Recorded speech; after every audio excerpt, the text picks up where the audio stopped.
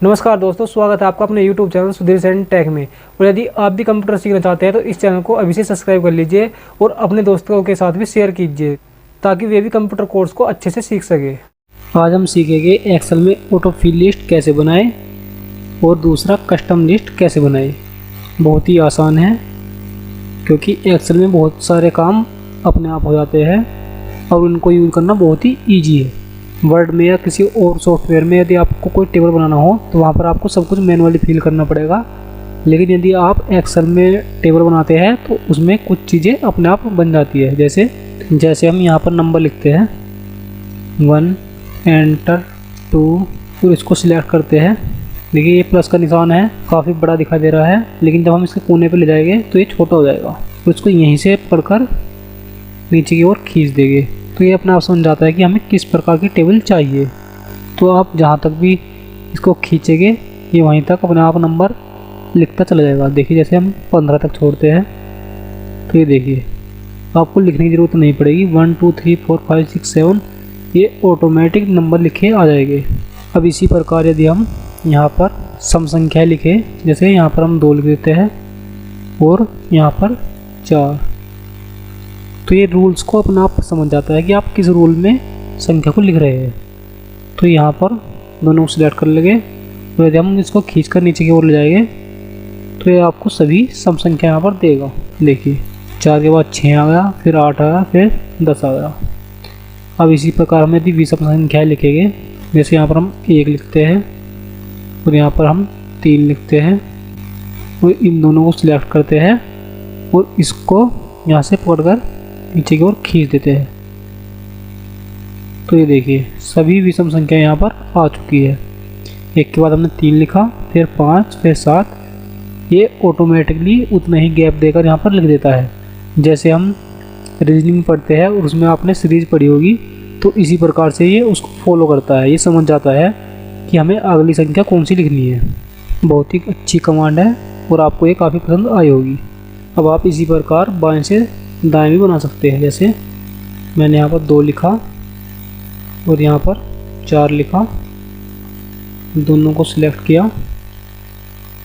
और इसको यहाँ से पकड़कर खींच दिया।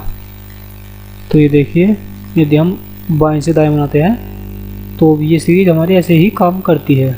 बस एक्सेल को बताना पड़ता है कि हम पैटर्न क्या यूज कर रहे हैं।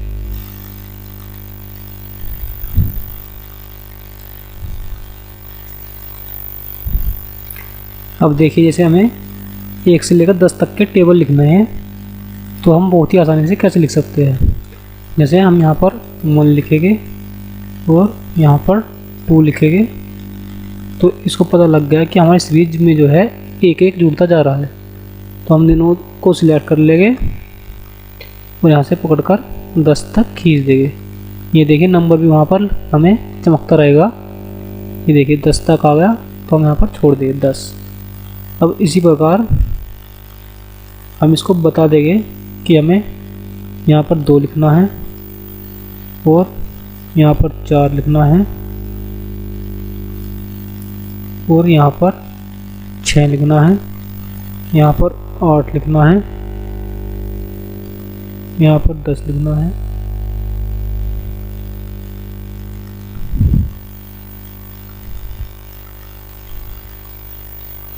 तो देखिए 20 तक हो गया और अब हम इन दोनों को एक साथ सिलेक्ट कर लेंगे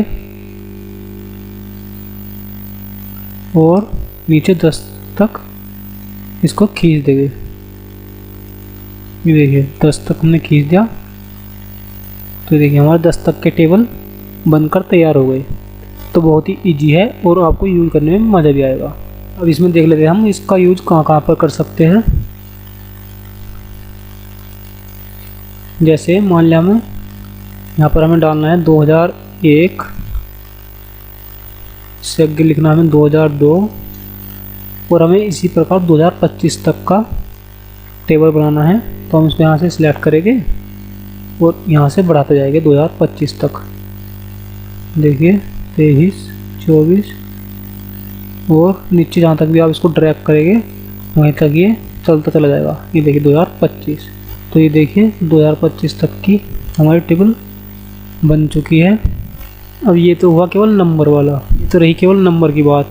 अब मान लिया हमें लिखना है सन 2012, तो हम इसको नीचे की ओर जैसे ही ड्रैग करेंगे तो आगे का सन ये अपने आप लिखता चला जाएगा।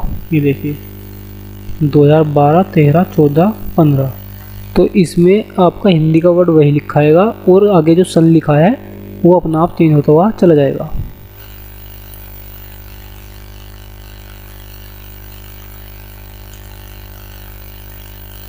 तो अब तक तो हो गई है अंकों की बात। यदि हम किसी का नाम लिखें, यदि कोई नाम हो तो वो कैसे काम करेगा।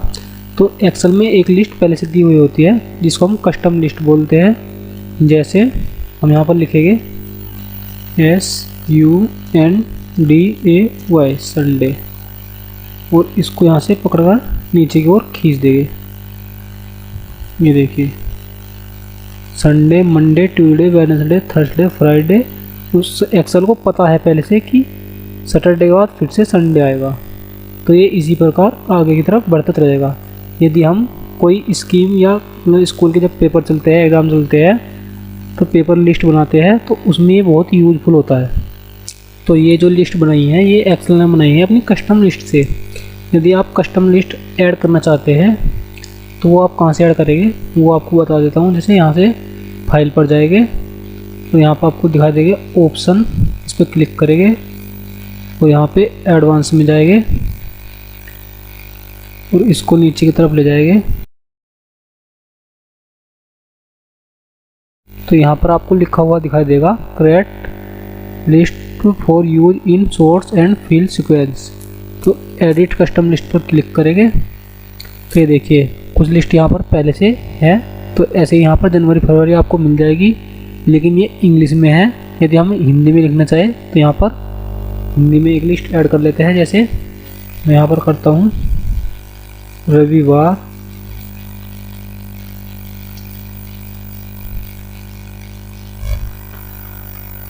देखिए ये सभी नाम पूरे हो गए हैं। अब इसको यहाँ से ऐड कर देंगे। तो ये देखिए हिंदी में दिनों की लिस्ट जो है यहाँ पर ऐड हो गई। इसको ओके कर देंगे और यहाँ से फिर ओके कर देंगे। और यदि हम यहाँ पर लिखते हैं रविवार, देखिए, और इसको यहाँ से पकड़कर नीचे की ओर खींचते हैं, तो ये देखिए ये अपने आप लिखता चला जाएगा, क्योंकि वहाँ पर कस्टम लिस्ट एक पहले से तैयार है। इसी प्रकार यदि हम किसी और पैटर्न की लिस्ट तैयार करना चाहते हैं तो वहाँ पर कर सकते हैं।